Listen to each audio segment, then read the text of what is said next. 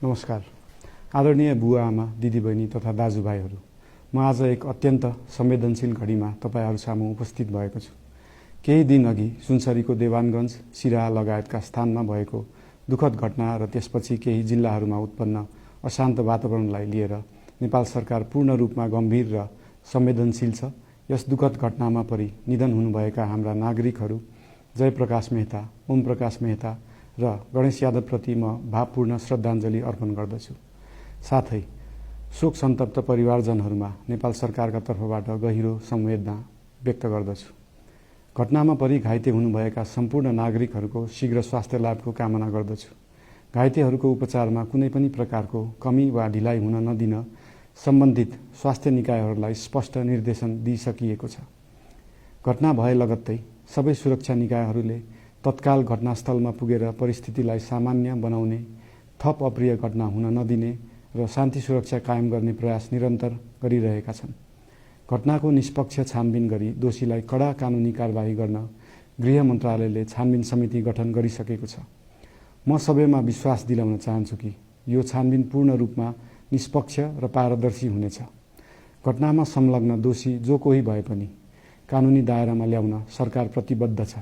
अवस्था थप नबिग्रियोस्, कुनै पनि नागरिकको जनधनको क्षति हुन नपाओस् र स्थानीय स्तरमा विश्वासको वातावरण बनोस् भन्नका लागि नेपाल सरकार निरन्तर क्रियाशील छ।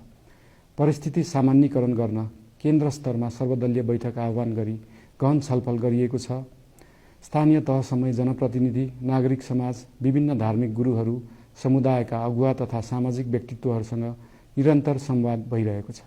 स्थानीय स्थितिको प्रत्यक्ष अनुगमन गर्न, पीडित पक्षसँग संवाद गर्न र शान्ति सुरक्षालाई थप सुदृढ बनाउन गृहमन्त्री स्वयं सो स्थानमा पुगिसक्नु भएको छ।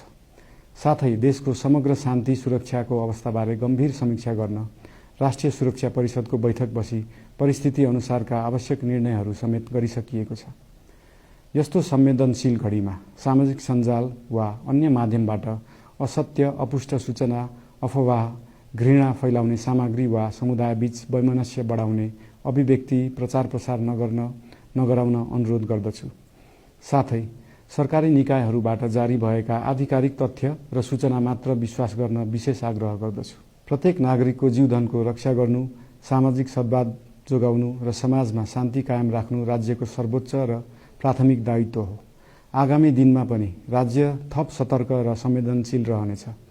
प्रत्येक नागरिकको जीवन सुरक्षाका लागि सरकारका सम्पूर्ण संयन्त्रहरू अहोरात्र खटिनेछन्।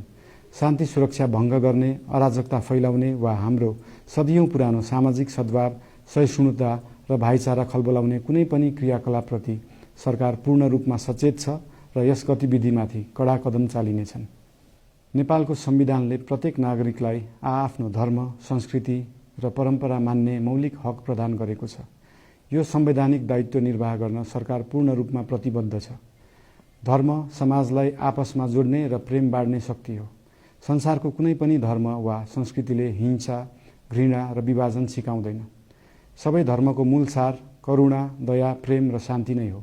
देशको कुनै एक स्थानमा भएको अनपेक्षित र दुःखद घटनालाई लिएर कुनै सिङ्गो समुदायलाई आरोपित गर्नु र देशका अन्य भूभागमा समेत त्यसको प्रतिशोधको आगो फैलाउनु कुनै पनि दृष्टिकोणबाट न्यायोचित वा न्यायसङ्गत हुन सक्दैन।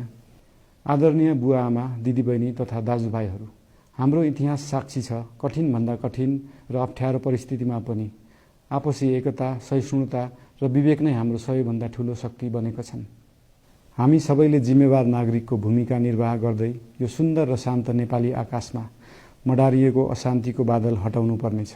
हम आम नागरिक, नागरिक समाज, धार्मिक समुदाय, सब आदरणीय अगुवा, सब राजनीतिक दल आ जिम्मेवार संचार के माध्यम सबके धैर्यता आ संयमता अपना के शांति, सद्भाव, भाईचारा आ राष्ट्रीय एकता कायम राख के लेल सरकार के तरफ से हार्दिक अपील कर रहल छी। धन्यवाद।